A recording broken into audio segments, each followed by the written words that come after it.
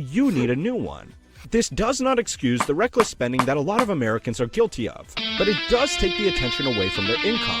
After a certain point, people can't improve their personal financial situation by being more frugal. They need to increase their income. And that's the third reason that billionaires spend too much money on looking poor. It helps them keep their workers in line.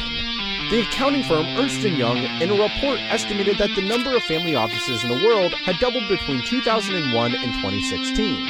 Family offices are investment firms dedicated exclusively to managing the wealth of a single family. Where you and I have some shares on Robinhood or Schwab, the ultra-rich keep their money in family offices. An article by Barron's reported that one of the fastest growing expenses for these firms was public relations. Many of these family offices are so big that they now have as much influence as private equity firms, and with influence comes scrutiny.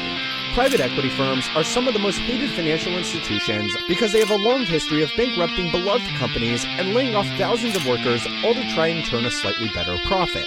Right, that's exactly right. What we've seen, in industry after industry where private equity buys up businesses is that they're really responsible for some of the worst and most abusive business practices in the country. The scrutiny has been very bad for private equity, but the anger is only directed towards the managing partners of these companies. When a family office does the same thing, public outrage over job cuts would be blamed on the family, and that's where a good PR team is employed. It's easy for workers to demand better wages from a company owner who is photographed lounging on a super yacht. It's easier for a company owner to push back against worker demands when all of their public profile is about how they try to save every cent they can in the name of their business.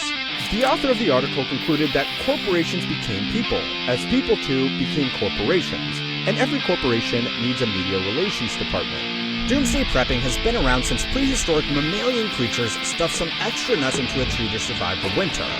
Humans, and especially American humans, became particularly fond of planning for the end of the world during the Cold War when nuclear Armageddon was a very real possibility. Ever since, it has become something of a utilitarian hobby for millions of people, spawning a multi-billion-dollar industry selling bunkers, ration kits, bug-out bags, and hunting supplies. The demand has grown so quickly that top-of-the-line air filtration systems have become collector's items because there simply aren't enough for everybody who wants them. What is interesting, or maybe a little bit concerning, is the particular group that is planning for the end of the world in higher numbers than basically anybody else. Billionaires.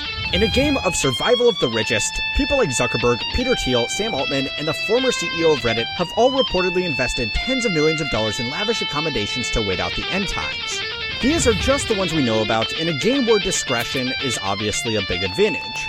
So why the fuck has there been such a boom in doomsday bunkers for billionaires? And is this all just really stupid? Inside this 54,000 square foot complex boasts everything you could need to live through the end of doomsday sort of a place where you can in fact go into hiding in case there is a doomsday that happens.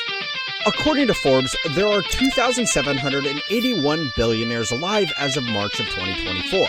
There are likely many more that the journalists at Forbes don't know about. But even from the recorded list, that is a lot of individuals from a lot of different countries and backgrounds. Counting all of these people together as a single consumer group shopping for the end of the world is a bit unfair. But they do all have three things in common that make them particularly willing to make big investments into big holes in the ground. The first is that to get to where they are, they would have learned about the value of preparing for adverse outcomes. Whether that's making sure that their business had contingencies in place to get them through a bad quarter, or adjusting the allocation of their trust fund to ride out down markets, ultra-high net worth individuals inevitably learn to preserve what they have. A multi-million-dollar bunker with indoor swimming pools, golf simulators, and enough utilities to stay off the grid for decades is just another way that they can hedge their comfortable lifestyle against unforeseen downturns. Details are obviously scarce because these individuals want to keep their plans